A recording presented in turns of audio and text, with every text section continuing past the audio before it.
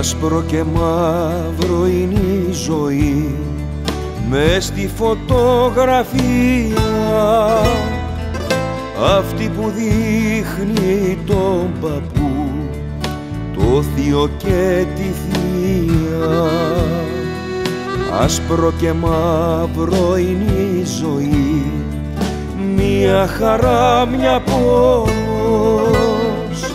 σαν τη φωτογραφία τους που ξεθοριάζει ο χρόνος.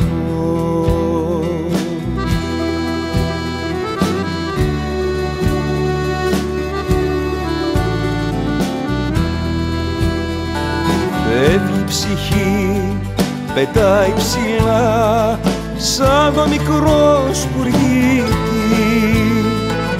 την πουλιά πάει για να βρει και τον αποσπερίτη.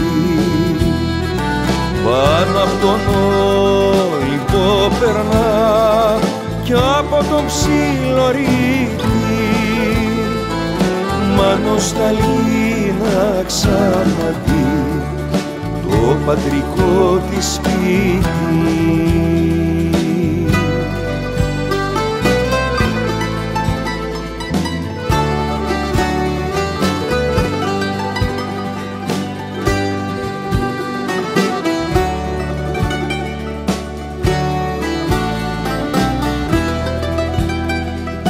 Άσπρο και μαύρο είναι η ζωή μες στις φωτογραφίες μιας περασμένης εποχής που κρύβουν ιστορίες,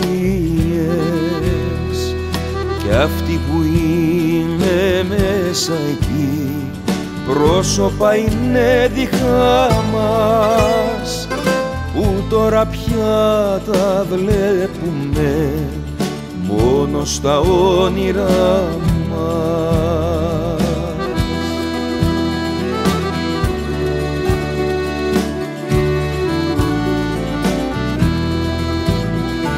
Φεύγει η ψυχή, πετάει ψηλά σαν το μικρό σπουργίτι,